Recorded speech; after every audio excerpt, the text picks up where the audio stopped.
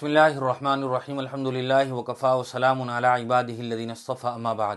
محترم سامعین و ناظرین، نفل نمازوں میں صلاۃ التسبیح انتہائی اہمیت کی حامل نفل نماز ہے۔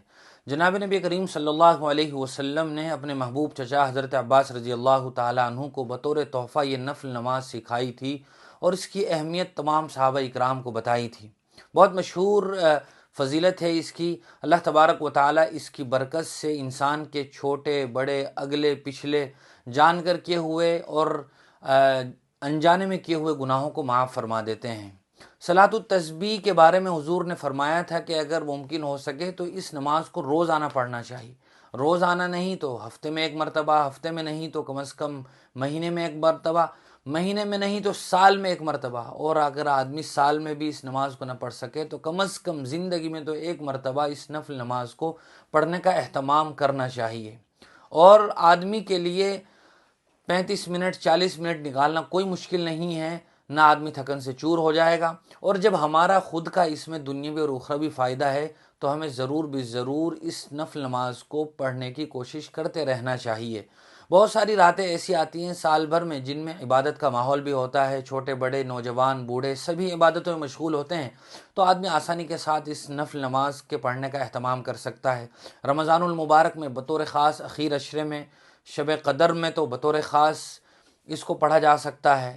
اسی طرح شب برات بہت ہی اہمیت کی حامل رات ہوتی ہے، اس میں بھی جہاں ہم دیگر عبادتوں میں مصروف رہیں، تلاوت قرآن کریم میں، اوراد و مضائف میں، تسبیحات میں، اسی طرح دیگر نوافل میں، تو ہمیں صلاۃ التسبیح کا بھی اہتمام کرنا چاہیے۔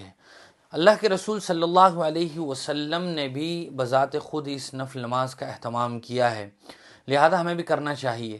اس کے پڑھنے کے دو طریقے ہیں، لیکن آج کی اس ویڈیو میں صرف ایک طریقہ آپ کے سامنے ذکر کیا جا رہا ہے تاکہ سننے والے کنفیوژن کا اور کسی قسم کی الجھن کا شکار نہ ہوں۔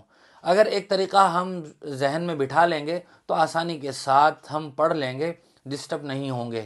صلاۃ التسبیح کا جو مشہور طریقہ ہے اور جو سمپل طریقہ ہے وہ یہ ہے کہ آدمی 4 رکعت نفل کی نیت سے نیت باندھے گا۔ یہ نیت دل میں بھی کی جا سکتی ہے اور زبان سے بھی کہا جا سکتا ہے کہ میں 4 رکعت نفل صلاۃ التسبیح پڑھ رہا ہوں۔ اس کے بعد آدمی تکبیر تحریمہ اللہ اکبر کہے گا، ثنا پڑھے گا، سبحانک اللہم و بحمدک و تبارک اسمک و تعالی جدک و لا الہ غیرک۔ اس کے بعد اعوذ باللہ من الشیطان الرجیم پڑھے، بسم اللہ الرحمن الرحیم پڑھے، سورہ فاتحہ پڑھے اور سورت ملائے۔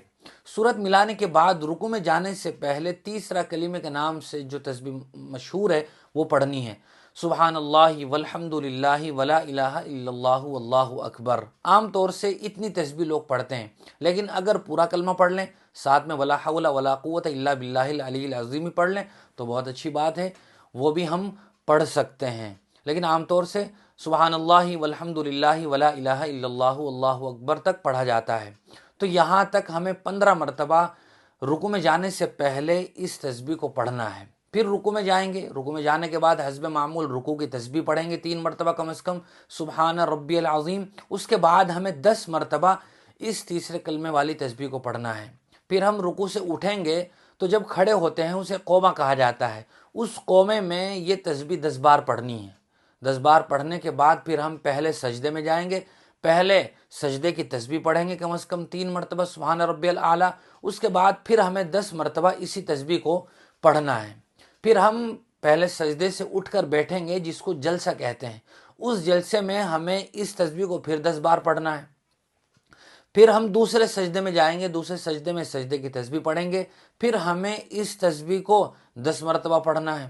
دوسرے سجدے سے اٹھ کر ہم بیٹھ جائیں گے، کھڑے ہونے سے پہلے دوسری رکعت کے لیے کھڑے ہونے سے پہلے پھر اس تسبیح کو 10 مرتبہ پڑھنا ہے۔ اس طرح ایک رکعت میں یہ تسبیح 75 ٹائمز ہو جائے گی۔ ہم شمار کریں تو رکوع میں جانے سے پہلے 15 مرتبہ پڑھنا ہے، پھر رکوع میں جا کر 10 مرتبہ پڑھنا ہے تو 25 ہو گیا، پھر قومے میں پڑھنا ہے تو 35 ہو گیا، پھر پہلے سجدے میں جا کر پڑھنا ہے تو 45 ہو گیا، پھر پہلے سجدے سے اٹھ کر جلسے میں پڑھنا ہے تو 55 ہو گیا، پھر دوسرے سجدے میں جا کر پڑھنا ہے تو 65 ہو گیا، پھر دوسرے سجدے سے اٹھ کر بیٹھنے کے بعد 10 مرتبہ پڑھنا ہے دوسری رکعت کے لیے کھڑے ہونے سے پہلے۔ اس طرح یہ تسبیح 75 مرتبہ ہو جائے گی اور یہ ہمیں ہر رکعت میں 75 مرتبہ پڑھنا ہے۔ اس طرح ہمیں پوری چاروں رکعت میں 300 مرتبہ اس تسبیح کو پڑھنا ہے۔